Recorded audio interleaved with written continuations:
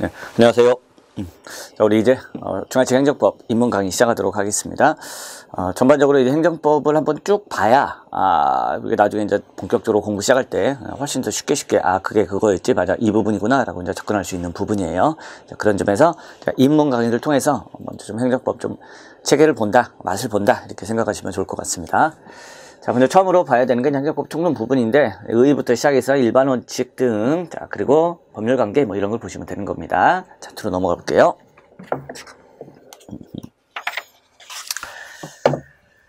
자, 먼저 우리가 행정법 하면은 먼저 행정이 뭐길래, 행정부터 이제 봐야 되는 부분이죠. 자, 행정의 개념을 보시면, 행정, 형식적인 의미, 실질적인 의미 뭐 되는데, 실질적으로 봐주시면 되는 부분이고요.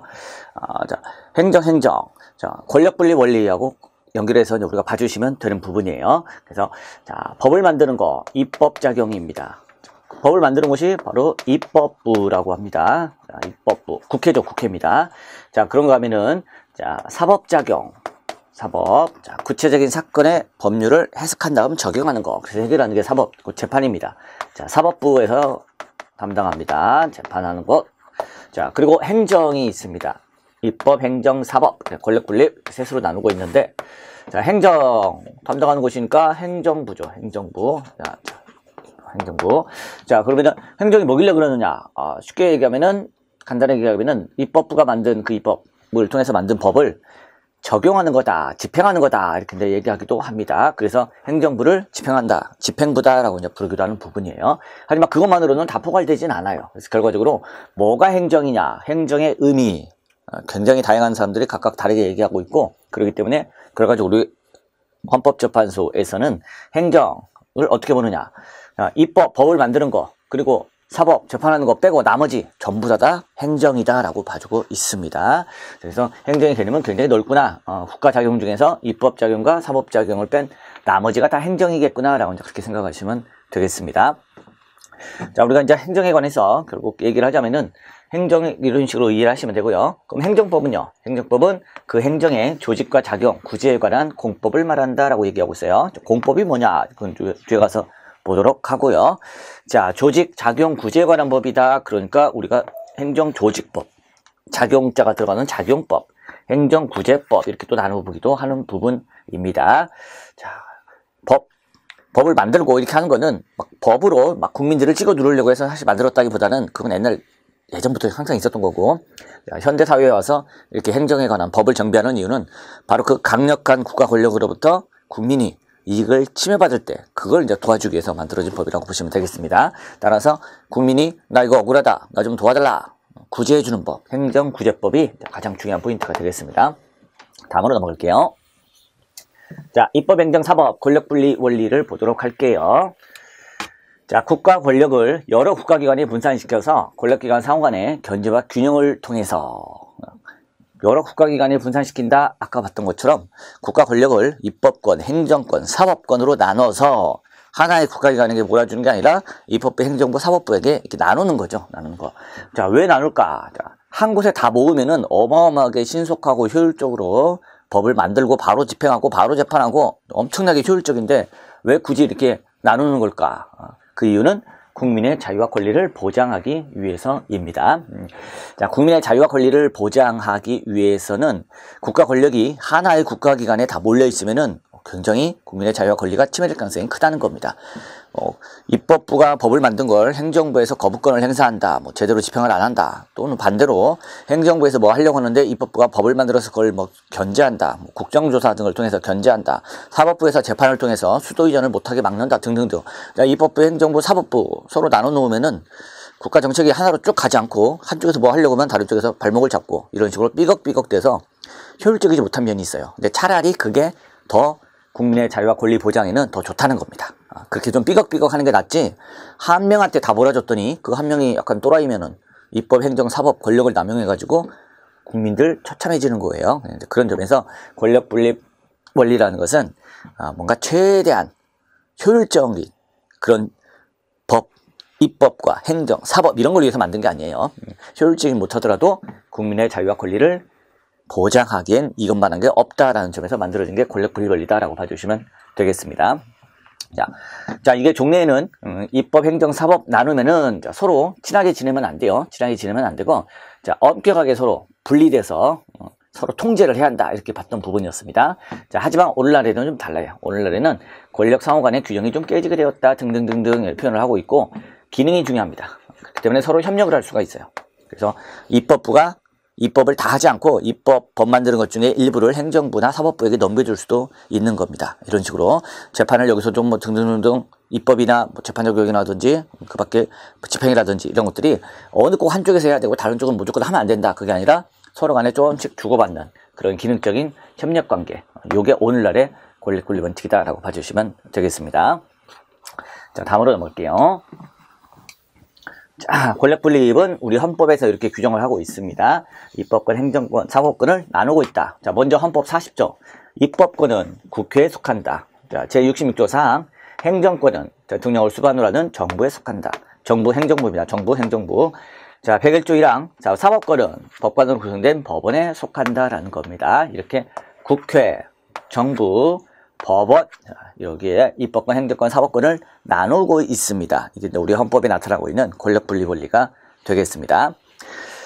자, 다음으로 가셨어요. 자, 우리가 아까 공법. 자, 행정법은 공법이다라는 문장이 있었는데, 자, 공법이 뭔지, 이거 이제 푸는 부분입니다. 자, 공법과 사법. 공법의 반대가 이제 사법인데, 자, 공법, 사법. 개인 사자를 쓰는 거예요. 자, 공법과 사법. 이걸 영주법계 국가에는 구별하지 않지만, 자, 대륙법계 국가에서는 구별을 하고 있고, 구별을 하는 것이 좀 더 법 적용에 있어서 훨씬 더 좋습니다. 그래서 우리나라도, 대륙법계처럼 공법과 사법을 나누고 있고, 그걸 둘로 나눈다 해서 이원적 구조를 취하고 있다라고 이제 표현을 해주고 있는 부분이에요. 자, 그럼 공법, 사법 볼게요. 자, 공법입니다. 자, 사인과 공공단체나 국가 사이의 법률관계를 규율하는 법을 말하고 있습니다. 법률관계, 권리, 의무, 권리와 의무를 규율하는 거, 이런 법을 말하고 있다는 겁니다.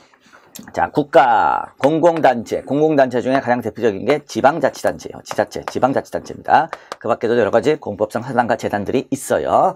자, 그들 사이에 법률관계를 규율하는 법을 말하고 있고요. 자, 헌법도 아까 봤다시피 입법권, 행정권, 사법권, 국가가 등장하죠. 헌법도 공법의 하나고요. 그 밖에 행정에 관해서는 행정기본법, 또 형법이라든지 여러 가지 소송법들, 민사소송법, 행정소송법, 행정소송법 이런 소송법들도 있고요. 자, 헌법재판소법 안에 소송법의 내용도 들어있고, 헌법재판소법 역시 헌법재판소, 국가기관에 관한 법이죠. 이런 것들이 다 공법이 되겠습니다. 자, 국가, 지방자치단체 이런 게 등장하는 법이라고 생각하시면 되겠네요. 자, 그럼 사법은 뭐냐? 사법은 자, 개인 사자를 써서 개인들끼리의 다툼을 해결해주는 그런 법입니다. 자, 사인과 사인 사이에 권리 의무 관계를 규율하는 법을 말한다. 이 권리 의무 관계가 아까 조금 전에는 공법에서는 법률 관계라고 표현했죠. 똑같은 의미입니다. 자, 법률 관계, 이게 권리 의무 관계예요. 누가 누구에게 무슨 권리가 있고 누구는 누구에게 무슨 의무가 있고, 이런 식으로 하면은 너는 이런 의무가 생기고, 이런 식으로 하면은 이런 권리가 생긴다. 이런 내용들이 권리 의무 관계, 법률 관계가 되겠습니다. 자, 민법이 대표적이에요. 민법. 자, 그리고 상법. 자, 상법은 이제 민법의 특별법으로서 양쪽 상인들 사이에 적용되는 법이다라고 봐주시면 되겠습니다. 구체적으로는 뭐 민법이나 물권법, 채권법, 친족 상속법 등이 있다. 결혼하고 어떻게 친족이 형성되는지, 그리고 어떻게 상속이 일어나는지, 뭐 이런 내용들, 뭐 재산 관련된 내용들, 그리고 상법, 회사법을 비롯해서 어음수표법, 보험에 관련된 법들, 이런 것들이 이제 다 개인 간의 다툼을 해결해주는 법, 개인 간의 분쟁을 해결해주는, 개인 간 사이에 적용되는 사법이다라고 봐주시면 되겠습니다. 아까 공법 같은 경우는 국가, 지방자치단체 이런 게 등장하잖아요. 그죠? 헌법이라든지, 자, 형벌권 관련된 뭐 형법이라든지, 그죠? 그 밖에도 소송법, 법원에 가서 재판을 하는 거, 이 소송법 다 법원, 국가기관이죠. 그래서 다 국가와 관련된 법들이 공법이구나라고 생각하시면 되겠습니다. 자, 그럼 공법과 사법을 왜 구별하느냐라는 부분이에요. 자, 왜 구별하느냐? 자, 사법관계에 관해서 소송이 벌어지게 되면은 민사소송으로 해결을 해야 된다는 겁니다. 그에 관해서 공법관계에 관한 소송은 행정소송이라든지 또는 그 밖에도 더 나아가면은 이제 헌법소송도 있습니다. 여기서는 이제 행정법 시간이니까 이제 행정소송 정도는 이제 보시면 충분하고요. 자, 그렇다면은 또 한편으로 사법관계에서는 고의가실이 있을 때 민법에 따른 손해배상을 책임을 집니다. 자, 손해배상을 해주긴 해주는데 민법이 적용된다는 거. 하지만 공법관계에서는요, 손해배상을 해주긴 해주는데 이번에는 국가배상법이 적용된다는 점. 이런 데서 좀 차이가 있는 부분이 되겠습니다. 자, 소송. 자, 사법관계에 관한 소송은 민사소송으로 간다. 자, 사인과 사인 사이의 권리 의무 관계 관련해서 소송이 벌어진다는 거. 누가 누구에게 돈을 빌려줬는데 못 받고 있다. 소송을 제기해야겠다. 이런 경우 민사소송으로 해결을 해야 돼요. 민사법원 가서 민사소송을 해결해야 됩니다. 자, 그런데 공법관계에 관한 소송입니다. 공법관계에 관한 소송. 자, 국가가 개인에게 너 운전하지 마. 운전을 못하게 막았습니다. 자, 운전면허 정지처분 또는 운전면허 취소처분을 내렸네요. 자, 그에 관해서 국민 입장에서 나는 잘못한 게 없는데 왜 운전을 하지 말라는 거냐? 나 이거 좀 다투야겠다. 날또갈 때. 그때는 민사소송이 아니라 행정소송으로 가야 돼요. 그 중에서도 이제 우리가 나중에 자세히 보겠습니다만 항고소송으로 가면 되는 부분입니다. 그 밖에도 자, 공법관계에 관해서 법률관계, 내가 뭐 돈 받을 게 있는데 왜 돈을 안 주고 있느냐? 나에게 그 돈을 더라. 내가 공무원인데 수당을 못 받은 게 있다. 수당을 내놔라. 뭐 이런 거는 행정소송 중에서 또 당사자 소송으로 가기도 합니다. 예를 들면서 어떤 소송으로 가느냐가 사법관계인지 공법관계인지에 따라 달라지고 있어요. 이것 때문에 우리가 구별을 좀 해줘야 되는 부분입니다. 다음으로 넘어갈게요. 자, 이제 행정조직법, 작용법, 구제법을 그냥 살펴보도록 하겠습니다. 행정조직법이라 함은 자, 행정주체를 구성하는 행정기관의 설치, 조직, 폐지 등등등 연계에 관해서 규율하는 법을 말하고 있습니다. 자, 행정주체, 행정에 관해서는 주체, 국가, 지방자치단체를 생각하시면 돼요. 국가, 지방자치단체. 대표적으로 국가와 지방자치단체를 생각하시면 되겠습니다. 즉, 행정주체를 구성하는 행정기관, 국가를 구성하는 행정기관 뭐예요? 자, 행정주체. 자, 사람으로 치면은, 자, 사람을 구성하는 자연인으로 치면 사람을 구성하는 신체기관으로 비교해서 일을 하시면 됩니다. 자, 사람에게는 뭐 뇌부터 시작해서 심장, 뭐 손, 발 등등등 여러 신체기관들이 있죠. 마찬가지예요. 자, 이 사람이 권리도 가질 수 있고 의무도 부담할 수 있는 권리와 의무의 귀족 주체입니다. 권리 능력을 가지고 있다라고도 표현을 해주고 있어요. 행정주체 마찬가지입니다. 사람이에요. 사람. 행정주체는 사람입니다. 국가, 지방자치단체가 사람이에요. 아니, 국가랑 지방자치단체가 단체지 무슨 이게 사람이냐? 단체도 사람이 될 수가 있습니다. 그래서 사람이다. 법에서 사람이다 하면은 권리, 의무, 주체를 얘기해요. 권리를 가질 수 있고 의무도 부담할 수 있는 자를 사람이다라고 얘기하고 있기 때문에 여기에는 우리가 진짜 사람인, 자연인도 있고 눈, 코, 입이 있는 자연인도 있지만 단체도 있어요. 바로 법인입니다. 단체인데 법으로 사람 취급을 해줘요. 법인이라고 부릅니다. 법인. 단체인데 이 단체를 사람 취급을 해준다고? 법이 그래. 그래서 이걸 이제 자연인은 아니고 법인이라고 부르고 있는데 이 법인, 아까 봤다시피 사법에 의해서 사람으로 취급해주는 거, 민법이나 상법 등 이런 사법에 의해서 사람 취급을 해주는 것을 우리가 사법인이라고 부릅니다. 대표적인 게 주식회사 같은 거 생각하시면 돼요. 회사 같은 경우. 자, 그렇다면은 공법에 의해서 사람으로 취급해주는 건 뭐가 있는데 얘가 바로 국가 지방자치단체가 되겠습니다. 대표적인 공법인이 국가와 지방자치단체예요. 자, 따라서 국가나 지방자치단체, 자, 이러한 행정주체는 사람이고, 자, 이 사람의 마치 여기 신체기관처럼 행정기관이 있어요. 행정기관. 그래서 자, 요 사람의 손발 역할을 하는 행정기관 이렇게 생각하시면 됩니다.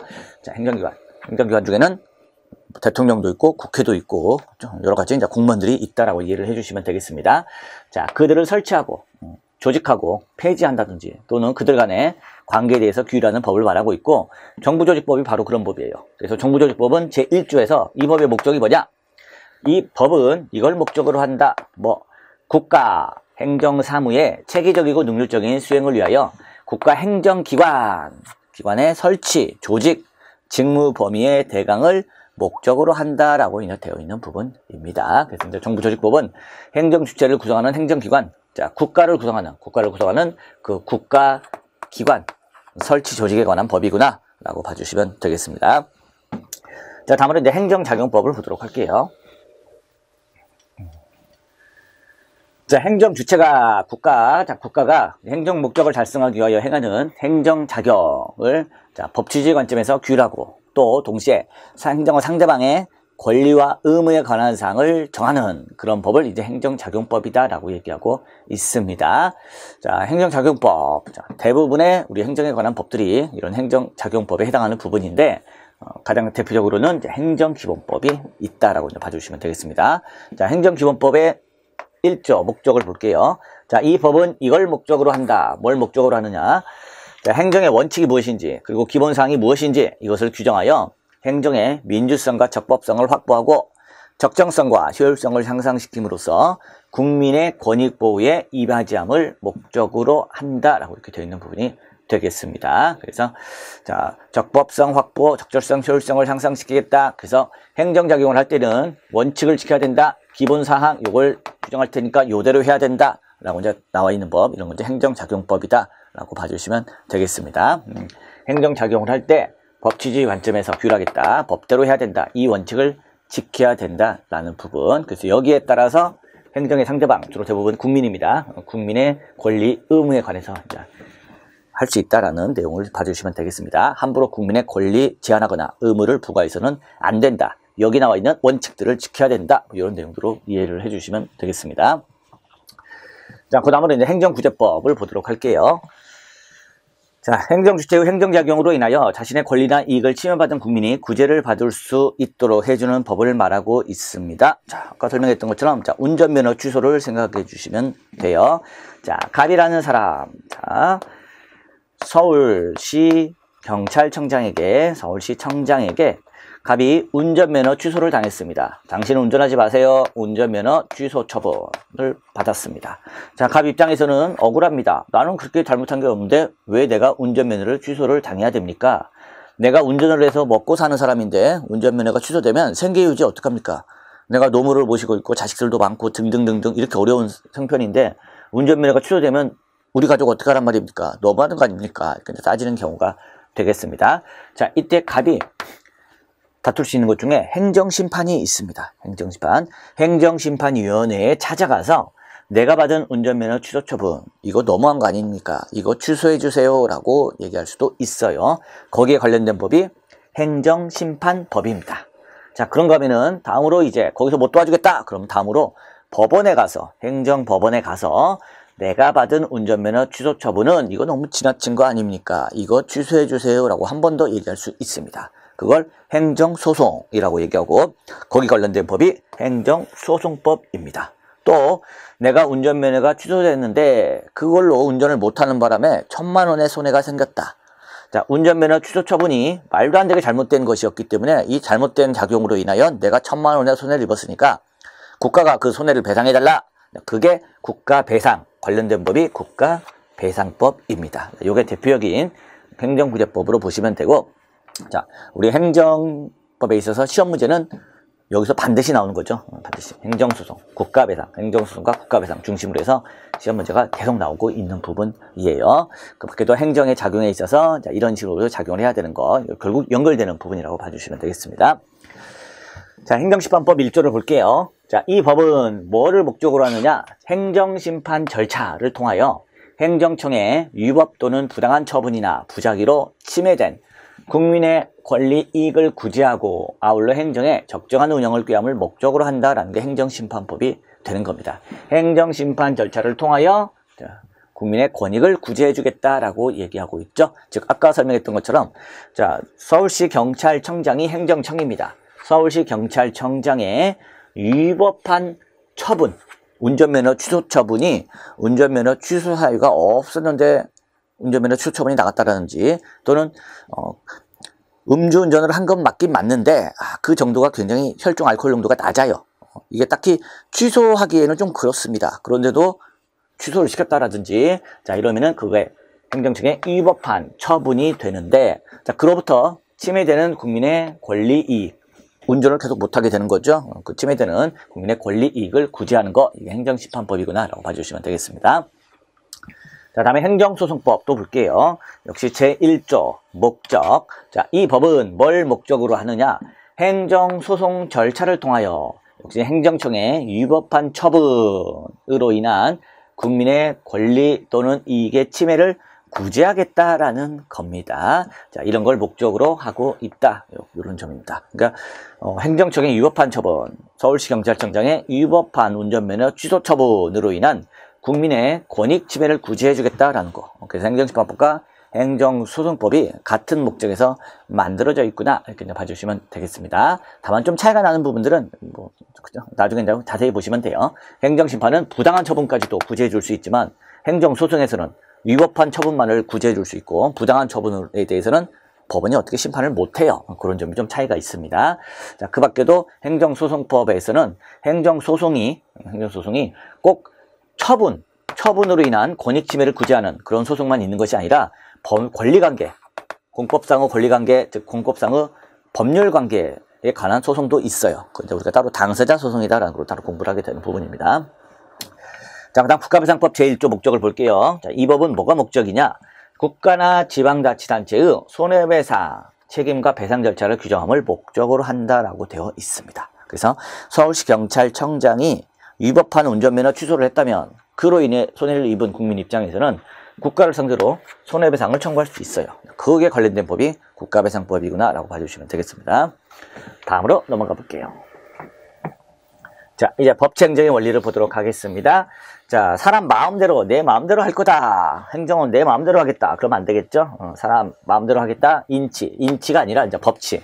법에 따라서 행정을 해야 되고 그것이 이제 법치행정의 원리가 되겠습니다. 의의를 볼게요. 법치행정의 원리 또는 행정의 법률 적합성의 원칙이라고 부르고 있는데 구체적으로 보자면은 행정은 법률에 근거해야 한다. 또 법률에 따라 해야 한다라는 원칙을 말하고 있습니다. 자, 행정 아까 봤다시피 운전면허 취소 처분도 하나의 행정작용인데 운전면허 취소 처분을 하기 위해서는 마음대로 할 수 없어요. 그냥 지나가다가 눈빛이 마음에 안 드네 너 면허 취소 이런 거 할 수가 없습니다. 법률에 근거해야 돼요.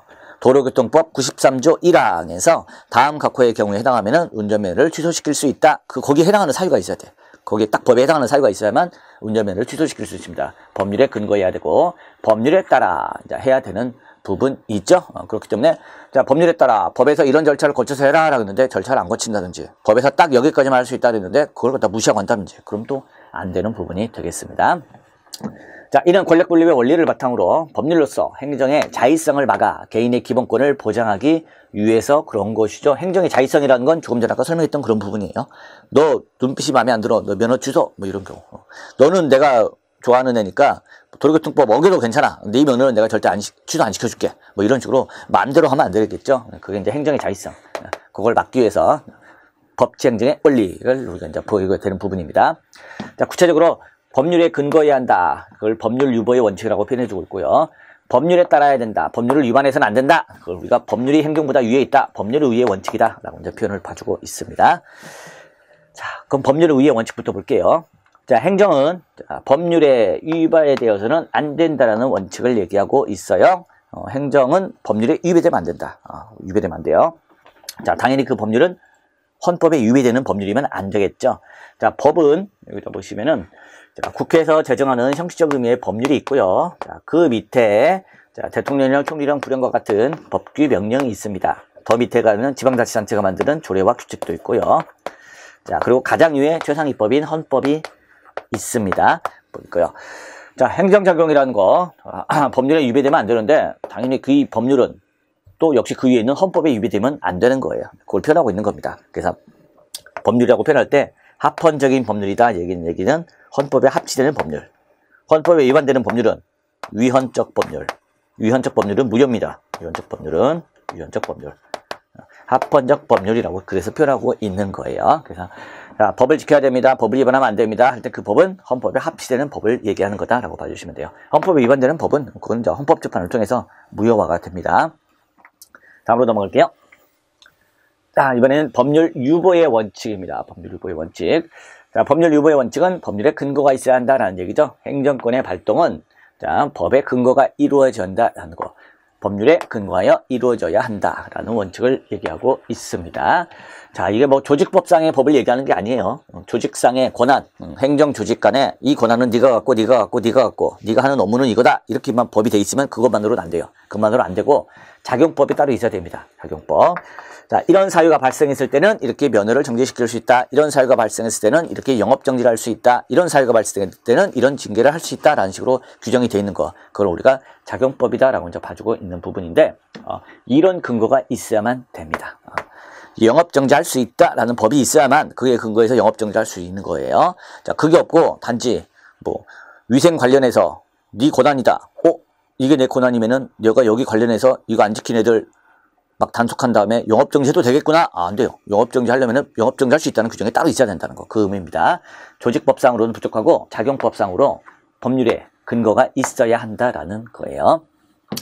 자, 이 법률위보의 원칙은 국회에서 제정한 형식적 의미의 법률, 그리고 법률의 유임에 따른 법규명령에 근거하여 행정권을 발동할 것을 요구한다라는 겁니다. 법률에 근거가 있어야 한다라고 얘기하고 있는데, 그 의미를 보시면 자, 무조건 다 법률로만 규정해야 되는 건 아닙니다. 법률에서 중요 내용들을 정한 다음에 아주 서술적인 내용들은 밑으로 넘길 수 있어요. 그게 법규명령이고 대표적인 게 대통령령입니다. 그래서 법률에서 세부적인 기준은 대통령령으로 정한다. 또는 불령도 있어요. 자, 그에 관한 기준은 불령으로 정한다. 이렇게 법률에서 네가 정해라고 넘겨주는 거, 그걸 위임이라고 합니다. 자, 이렇게 넘겨줄 때, 넘겨주면은 여기에서 국민의 권리 의무를 규율할 수가 있는 겁니다. 법률에 근거가 없다면 함부로 대통령령이나 불령에서 국민의 권리를 제한하거나 의무를 부과해서는 안 돼요. 하지만 법률에서 그 부분은 네가 정해라고 넘겨주면 그때는 만들 수 있어요.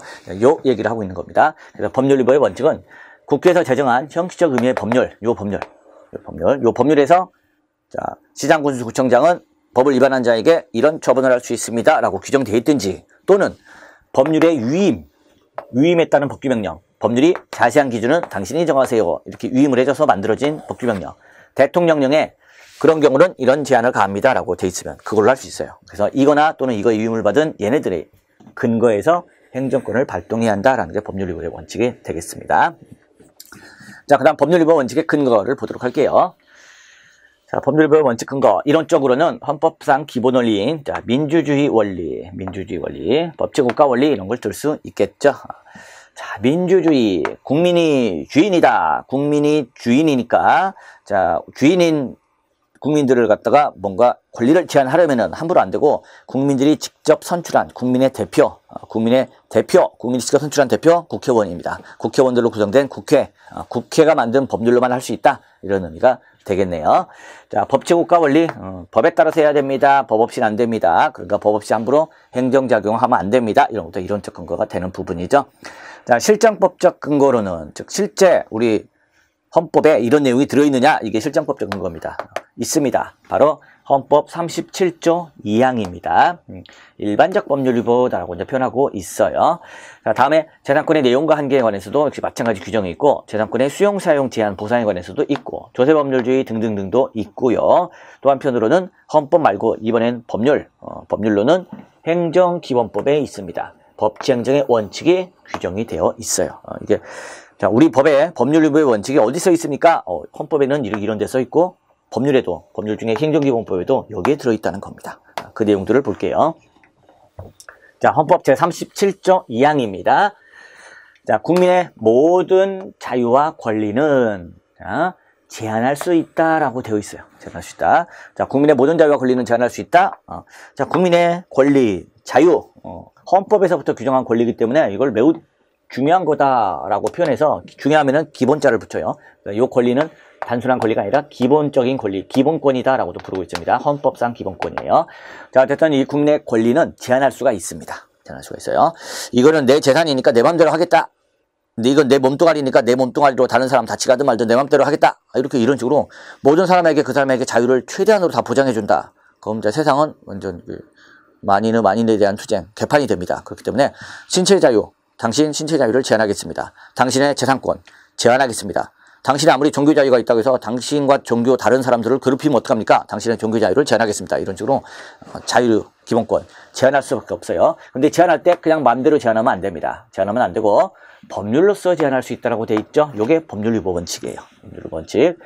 마음대로 국민의 자유와 권리를 제한해서는 안 되고 법률로서만 제한할 수 있다. 자, 운전하겠다. 운전. 자, 출퇴근할 때 차량을 이용해서 운전을 하고 다니는 사람들을 운전하는 거는 이것도 기본권이에요. 구체적으로는 이제 일반적 행동의 자유다라는 기본권의 하나입니다. 자, 일반적 행동의 자유라는 기본권, 그 권리가 있는데, 자, 그것을 법률로서 제한할 수 있다는 겁니다. 다른 말로 하자면은 법률이 없으면 제한할 수 없다. 자, 내가 운전할 거야. 운전할 자유. 이게 하나의 권리인데, 기본권인데, 이 부분 법률로서 제한할 수 있다. 도로교통법에 이런 사유가 발생하면은 그 사람의 면허를 정지시키거나 취소시킬 수 있다라고 돼 있으면은 그에 근거해서 운전면허를 정지하거나 취소시킬 수 있어요. 그럼 이제 제한을 하게 되는 거죠. 가능합니다. 반대로 법에 그런 내용이 없다면 제한하고 싶어도 제한할 수가 없다라는 거, 법률로서의 의미가 되겠습니다. 다만 이 법률로서의 의미가 무조건 법률로만 만들어야 된다는 건 아니에요. 아까 설명했던 것처럼 법률에 근거가 있다면 법률에서 자세한 건 대통령령으로 만들어라. 그러면 대통령령에서 만들어서 제한을 할 수가 있습니다. 그래서 이 법률로서의 의미는 법률에 근거하여라는 의미고, 어쨌든 자, 국민의 권리를 제한할 때는 법률의 근거가 필요합니다. 이게 법률유보 원칙이 되겠습니다. 자, 이때 사유는 국가안전보장 질서유지 공공복리를 위하여 제한할 수 있는 경우인데, 필요한 경우에 하나에만 제한할 수 있어요. 이 필요한 경우에 하나요. 우리가 뒤에서 이제 또 한번 봐야 되는 중요한 부분입니다. 비례의 원칙. 필요한 만큼만. 자, 목적 달성을 위해서 필요한 만큼의 수단만을 사용해야 된다.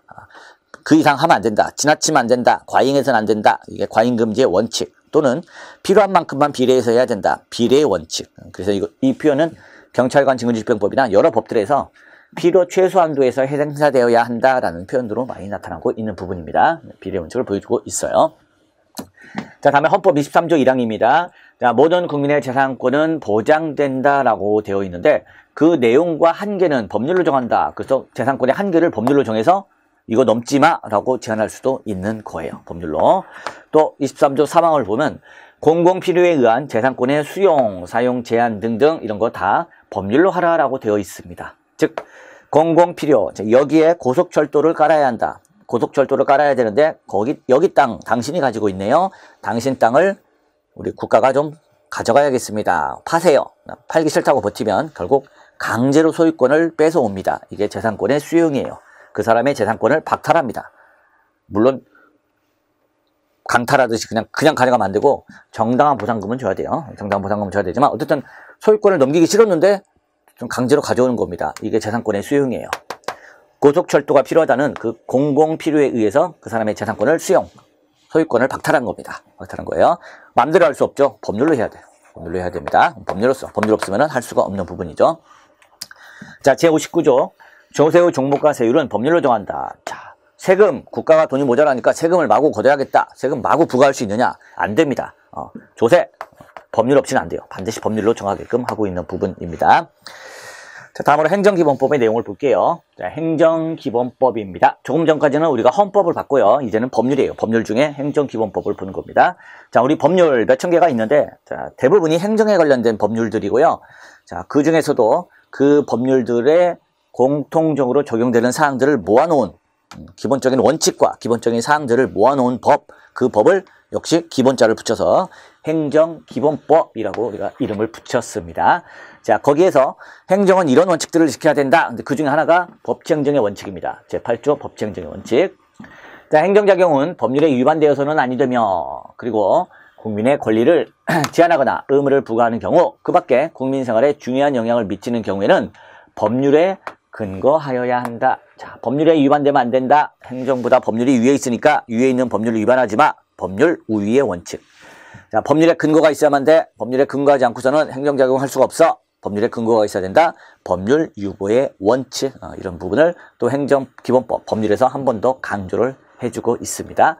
아니, 그러면 행정기본법이 없던 시절에는 요거 법률에 위반돼서는 안 된다. 법률에 근거가 있어야 한다. 뭐 이런 법률 유보 원칙이나 법률 우위 원칙이 없었던 겁니까? 이 법이 생겼기 때문에 그 원칙이 생겨난 겁니까? 아니죠. 조금 전에 헌법적으로 봤던 것처럼 이미 헌법에서부터 법률로서 제한할 수 있다. 법률 유보의 원칙이라든지 법률 우위의 원칙 이런 것들은 뭐 당연한 거예요. 원래부터 인정되어 왔는데 그 당연하게만 인정되어 오고 따로 법률에서는 언급을 안 하고 있다 보니까 그걸 만들기 위해서 행정기본법을 새로 제정을 하게 된 겁니다. 다음으로 넘어갈게요. 자, 위반하면은 어떻게 될 것이냐는 거예요. 자, 행정작용이 법률에 위반됐다. 또 법률에 근거가 없이 이루어졌다라는 부분입니다. 법률에 위반했다. 법률에 위반이다. 줄여서 두 글자로 위법이죠. 위법이 됩니다. 위법. 자, 그런데 이 법률에 근거가 있어야 된다, 법률을 위반하면 안 된다라는 부분들은 또 한편으로는 헌법상의 원칙이기도 하죠. 그래서 이게 법률 위반뿐 아니라 헌법 위반이기도 합니다. 위헌이기도 한 거예요. 자, 법의 근거도 없이 그쵸? 그냥 마음에 안 든다는 이유로 운전하다가 코딱지를 팠다는 이유로 그 사람의 운전면허를 취소시킨다든지 이런 것들이 바로 법의 근거 없이 이루어지는 행정작용 이런 게 되는 부분이죠. 자, 이런 작용에 대해서는 어떻게 한다? 아까도 설명했다시피 이런 걸로 구제를 받을 수가 있습니다. 어권은 행정심판, 행정소송 얘기하지 않았느냐? 두 개를 합해서 행정쟁송이라고 해요. 행정심판과 행정소송을 두 개를 묶어서 우리가 행정쟁송이다 라고 표현을 해주고 있습니다. 그리고 국가배상법에 따른 국가배상 청구가 있고요. 손해배상을 받는 거죠. 다음에 헌법소송으로는 헌법소원도 있습니다. 헌법소원도 있어요. 자, 그런데 이 헌법소원 같은 경우는 헌법재판소로 가죠. 자, 행정쟁송, 네, 법원으로 갑니다. 국가배상 청구나 행정쟁송, 법원. 정확히는 행정쟁송 중에 행정심판은 행정심판위원회로 가는 거예요. 행정부에 있는 행정심판위원회로 가고 행정소송과 국가배상 청구소송 이런 거는 행정법원 또는 민사법원 등 법원으로 갑니다. 헌법소원은 헌법재판소로 가요. 헌법재판소로 갑니다.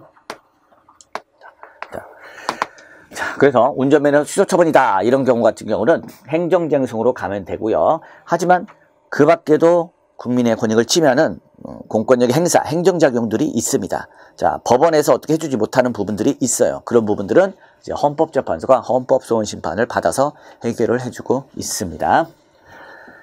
자, 관련된 판례, 자, 법률상 자, 근거 없는 문책경고가 위법하다라고 나온 판례를 보도록 할게요. 먼저 1번입니다. 금융기관 검사 제재에 관한 규정, 어떠한 규정이 있는데, 자, 이 규정은 금융기관의 임원이 문책경고를 받은 경우에는 자, 관련해서 일정 기간 동안 임원 선임의 자격을 제한받는다라고 규정하고 있습니다. 또 은행업 감독 규정, 이런 규정에서도 문책경고를 받은 자로서 3년이 경과하지 않은 자는 이렇게 은행장, 상근감사위원, 상임이사, 외국인의 규정 대표자가 될 수 없다라고 규정하고 있습니다. 아니, 문책경고 별거 아니지 않습니까? 그런데 관련된 규정을 살펴보니까 문책경고를 받게 되면 임원도 안 돼, 이런 좋은 자리 가지도 못해, 이렇게 되는 거죠. 결국 문책경고는 그 상대방에 대해서 직업선택의 자유를 직접 제한하는 효과를 발생하게 하고 있다는 거죠. 내 직업으로 나는 뭐 은행장이 되고 싶다, 뭐 상임이사 되고 싶다, 근데 누구 맘대로 너는 문책경고 받은 사람이니까 못 돼. 그 사람이 선택하고 싶은 직업을 못하게 막고 있죠. 그게 직업선택의 자유를 직접 제한하고 있다라고 표현해주고 있는 겁니다. 자, 결국 직업선택의 자유를 직접 제한하고 있는 거고, 자, 이 부분은 결국 처분에 해당한다. 나중에 소송법적 개념에서 공부하시면 되는 부분이에요. 그래서 여기에 대해서 법원에서, 행정법원에서 판단해 줍니다. 이 사람이 받은 문책경고가 위법한 건지 그렇지 않은 건지를 따지는 거예요. 자, 이 사람 입장에서는 내가 문책경고를 받은 게 너무 억울하다. 문책경고 받은 거, 이 문책경고를 취소해달라. 자, 취소라는 거는 소급해서 무효로 만드는 걸 얘기합니다. 내가 받은 문책경고를 소급해서 무효로 만들어달라라고 지금 법원에 와서 찾아와서 요구하고 있고, 법원에서는 과연 그 문책경고가 위법한지 아닌지를 따져보겠습니다. 위법하다고 판단이 되면 원하는 대로 소급해서 무효로 만들어줍니다. 그 절차입니다. 자, 그런데 2번. 자, 이 여신 전문 금융회사의 임원에 대한 금융감독원장의 문책경고, 금융감독원이 한 문책경고가 법에 아무리 찾아봐도 안 써 있어요. 즉, 아무런 법률상의 근거 없이 행해진 것이었습니다. 자, 법률 유보의 원칙에 따라, 자, 직업의 자유, 자, 이런 권리를 제한하기 위해서는 법에 근거가 있어야 되는 거죠. 그런데 법에 근거가 없었다는 겁니다. 법에. 자, 금융감독원장이, 자, 금융기관들에 대해서, 또 금융기관 임원들 등등 이런 사람들에 대해서, 뭔가, 감독도 하고, 뭔가 제대로 된 거 있도록 이끌어가고 하는 그런 권한이 있는 거 아닙니까? 맞습니다. 그런 권한이 있습니다. 그런데, 너에게 어떤 권한이 있다라는 거는 법에 있는데, 네가 이 사람에게 문책경고를 할 수 있다라는 법은 없단 말이야. 권한이 있으면 권한 관련해서 당연히 막 제한도 갈 수 있는 거 아닙니까? 안 된다는 겁니다. 권한이 있다라는 것은 행정조직법이고, 무슨 제재를 가할 수 있다? 이거는 행정작용법인데, 행정작용법이 따로 있어야만 비로소 이러한 침익적인 행정작용을 할 수 있는 거예요. 네, 관련 법에서는 금융감독원장이 무슨 일을 맡아서 한다라는 것만 있을 뿐이지, 말 안 듣는 애들한테 문책경고할 수 있다라는 규정은 없었습니다. 없었는데도 이걸 했기 때문에 결국 법률에 근거 없이 했다, 법률 유보 원칙에 반하여 위법한 처분이 되는 거죠. 그럼 결국 법원에서는 이 문책경고를 취소하는 판결을 내리게 됩니다. 소급해서 무효로 만들어 버리는 거죠. 자, 다음 판례를 보도록 할게요. 자, 이번에 거울상 근거 없는 복무기간 연장에 대해서 이제 국가배상입니다. 자, 이렇게 자, 법률에 근거 없는 복무기간 연장, 법률위법 원칙에 반한 그런 행정작용에 대해서는 국가배상도 청구할 수가 있는 부분이에요. 자, 내용을 보시면 자, 구속 기소 중에 있는 현역병에 대해서는 전역명령을 발할 수 없도록 규정하고 있는 규정이 있네요. 자, 여기에 따라서 이제 구속 기소되어 있다는 이유만으로 전역명령을 발하지 않았습니다. 그런데 그렇게 되면은 구속 기소된 후 전역 예정일이 이미 경과한 뒤에 무죄 판결이 확정된 자, 또 재판을 받는 도중에 석방되어 있다가 유죄 판결이 확정되었으나 구속기간을 제외하고도 이미 자녀 복무기간이 경과된 자 같은 경우입니다. 즉 의무 복무기간이 예를 들어 뭐 18개월이다. 그럼 딱 18개월만 복무하고 끝나야 돼요. 그런데 18개월이 아니라 19개월, 20개월, 21개월 복무하는 결과가 되면은 안 되겠죠. 안 되는 겁니다. 자, 그런데 구속 기소 중에 있기 때문에 전역명령을 발할 수 없다. 이거 다 끝날 때까지 끝나고 전역명령을 발하겠다. 이게 다 끝난 게 형사 절차가 다 끝난 게 3년 걸렸으면 3년 동안 전역명령을 안 하겠다는 얘기고 얘는 군복무를 3년이나 한다는 소리야? 이런 문제가 이제 생길 수 있겠죠. 따라서 그렇게 하게 되면은 이미 의무 복무기간을 초과하여 복무한 것이 되기 때문에 결과적으로 복무기간이 연장되는 결과가 초래됩니다. 자, 그런데 이 부분 법률에 그런 내용이 없어요. 뭐 구속되고 기속된 애들, 걔네들은 그 형사 절차 다 끝날 때까지는 전역명령을 발할 수 없다라는 내용, 그런 내용이 법률에는 없습니다. 자, 법률이 없고 그냥 육군 병인사 관리 규정 거기에서 그냥 만들었을 뿐이에요. 따라서 그 규정은 입법사항에 속하는 현역병의 복무기간을 법률에 근거도 없이 연장한 꼴이 되는 것이고, 자, 그렇기 때문에 무효의 규정이라고 보아야 한다라는 겁니다. 특히나 병역법이라든지 병역법 시행령에서는 딱 복무기간 끝나면은 내보내라고 돼 있는 부분인데 결국 이 규정이 그걸 위반하고 있는 게 있는 꼴이 되는 거죠. 법률에 근거도 없었다. 또 한편으로 법률에 병역법이라는 법률에 위반되기도 하더라. 법률에 근거가 없다. 법률위법 원칙 위반이다. 법률에 위반되기도 하더라. 법률 우위의 원칙도 위반되고 있구나. 이런 점에서 결과적으로 무효의 규정이다 라고 되어 있는 부분이다. 법에 반하는 규정이었어요. 자, 그렇다면 이렇게 위법한 법에 위반되는 규정 때문에 자, 전역을 늦게 했다, 복무를 더 오래 했다라고 하게 되면 이 사람이 이제 손해배상을 청구하는 경우가 되겠네요.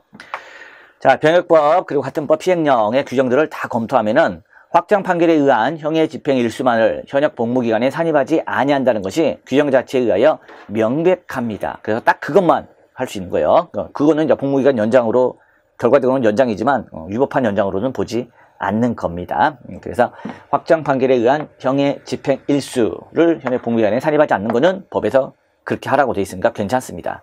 자, 그렇다면은 이와 같은 내용의 병인사 관련 규정을 발령 유지시킨 육군참모총장에게는 과실이 있다라는 겁니다. 이거 빼고 나머지는 하면 안 되지. 근데 절차 다 끝날 때까지 전역을 계속 미룰 거야. 아니 딱 봐도 요것만 빼고 나머지는 안 되는 거 아니냐? 그런데도 결국 끝까지 다 절차가 형사 절차가 끝날 때까지 전역명령을 발하지 않았던 경우죠. 자, 이거는 제대로 이걸 해석을 못한 거야. 해석을 못한 거고 말도 안 되는 규정을 만들어 놓은 거죠. 법령 해석을 엉터리로 하고서 그에 따라서 엉터리 규정을 만들어서 그렇게 했다. 그렇다면 육군참모총장은 네가 잘못한 거다. 직무상의 과실이 있다예요. 없다고 할 수 없다. 있다죠. 과실이 있다는 겁니다. 자, 그리고 육군참모총장의 행위는 전체 법질서에 관심에서 보아 위법한 것이다 라고 이제 표현을 해주고 있습니다. 나중에 우리가 국가배상에서 또 배우겠는데 왜 육군참모총장의 과실이 있는 점지를 따지고 육군참모총장의 행위가 위법한 것인지 아닌지를 따지느냐. 자, 국가배상 청구 소송에 있어서의 그 요건 중에 하나들입니다.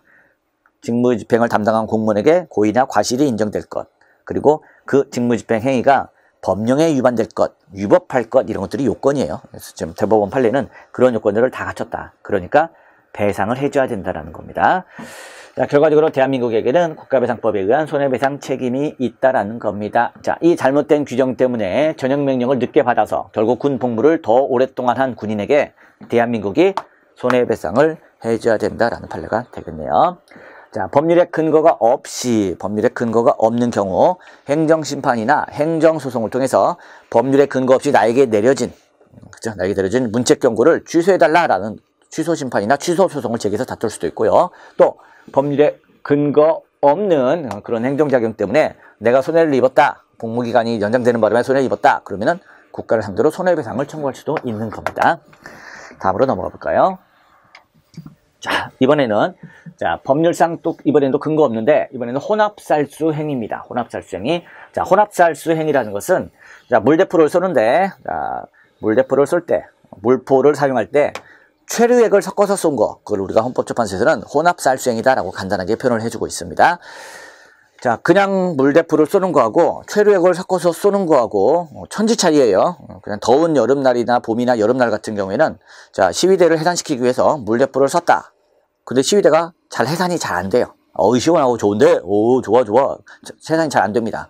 그런데 최류액을 섞어서 물대포를 쏘게 되면 바로 해산됩니다. 바로 눈물 콧물 막 줄줄 쏟아내면서 바로 해산됩니다. 그래서 혼합살수 하는 거 훨씬 더 효과적이긴 하죠. 하지만 물대포를 맞은 사람 입장에서는 너무 눈물 콧물을 평생 흘릴 걸 다 흘렸기 때문에 다시는 집회 나가고 싶지가 않아요. 이게 이제 집회의 자유를 침해할 수도 있는 그런 부분입니다.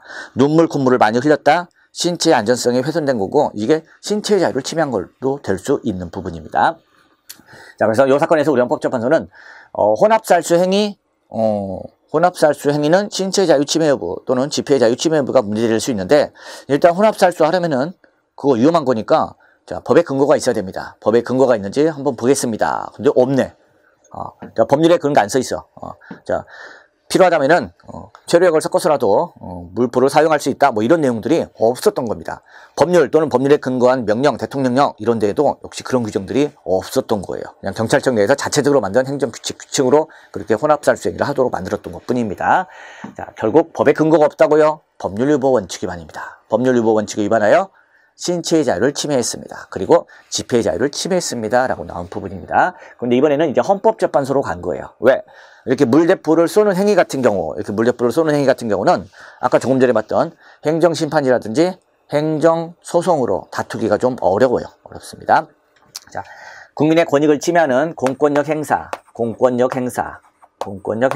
합니다. 공권력 행사, 국가가 일방적으로 국민에게 뭔가를 강제하는 행위, 그런 걸 이제 공권력 행사라고 표현합니다.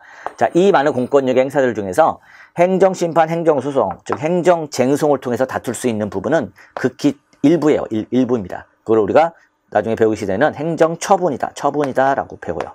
여기에 해당하면은 행정쟁송을 통해서 다툴 수가 있어요. 다툴 수가 있습니다.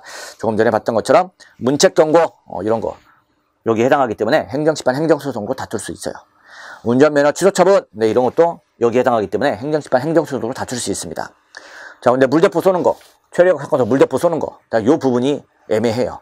자, 여기에 들어가느냐 논란이 있을 수도 있지만, 자, 요즘에는 다 들어간다고 봅니다. 물대포를 쏘는 건 여기에 들어가긴 들어가. 그렇지만 여기에 들어간다 하더라도 법원으로부터 구제받기 어려운 경우들이 또 많이 있습니다. 그렇죠?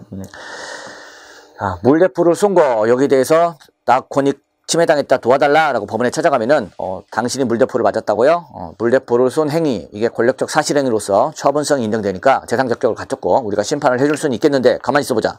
물대포 언제 맞았어요? 한 달 전에 맞았다고요? 지금은 더 이상 물대포 안 맞고 있죠. 이미 끝난 일이네. 지금 우리가 이미 끝난 걸 뭐하러 취소시켜 줍니까?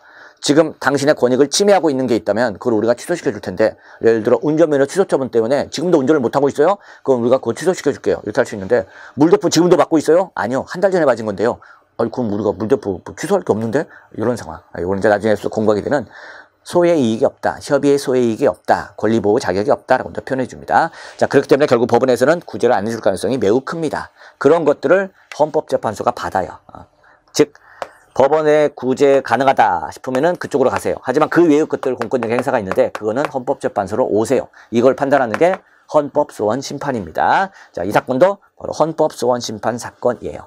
자, 혼합살수 행위 요 부분, 자, 법원으로 가서는 구제받기가 어려울 것이다. 그렇다면 헌법재판소가 심판을 하겠다라는 겁니다. 자, 결국 집회나 시위회사를 위한 살수차 사용입니다. 집회의 자유 그리고 신체의 자유에 대한 중대한 제한을 초래하기 때문에 살수차의 사용 요건이나 기준은 법률에 딱 이런 경우만 쓸 수 있다라든지 법률에 근거를 두고서 법규명령으로 만들어야겠죠. 특히나 살수차와 같은 유해성 경찰 장비는 본래의 사용 방법에 따라 지정된 용도로 사용되어야 하고 다른 용도나 방법으로 사용하기 위해서는 반드시 법령의 근거가 있어야 한다는 겁니다. 자, 법령의 의미, 자, 법령은 법률과 명령을 합해서 법령이라고 합니다. 법률 플러스 명령. 명령은 야 저거 가져와 이런 명령이 아니고 법이에요. 법. 대통령령, 총리령, 부령 이런 법규명령을 명령. 자, 법령. 그래서 이제 요 두 개를 합하면은 법령이 되는 겁니다.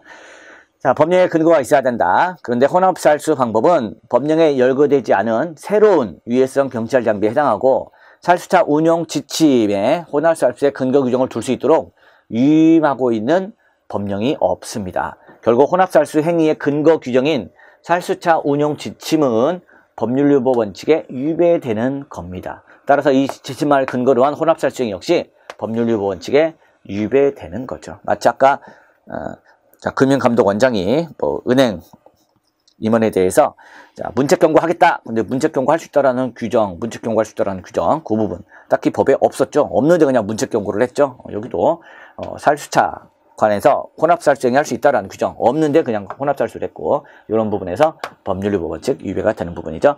따라서 출액을 분해 혼합한 용액을 살수차로 이용하여 청구인들에게 살수한 행위는 신체의 자유, 집회의 자유를 침해한다라는 겁니다. 헌법재판소 판례는 이렇게 끝날 때 어떤 기본권을 침해한다라는 식으로 이제 끝나고 있어요. 아까 봤던 이제 대법원 판례는 위법한 처분이다. 위법하니까 취소하겠다. 위법하다라는 식으로 끝나게 되고, 또 국가배상도 위법하다. 그러니까 손해배상 해줘야 된다라는 식으로 끝나는데, 헌법재판소 판례 같은 경우는 어떠한 기본권을 침해당했는지를 표현해주기 위해서 뭐와 뭐를 침해한다. 이런 표현이 나오고 있는 부분이 되겠습니다. 어쨌든 이렇게 법률유보 원칙에 위반된 법률에 근거 없는 행정작용에 대해서는 여러 가지 구제수단들이 있다더라. 그 중에 헌법소원심판도 있구나 라고 이렇게 이해를 해주시면 되겠습니다. 자, 여기까지 하고 쉬었다가 이어서 나가도록 하겠습니다. 수고하셨습니다.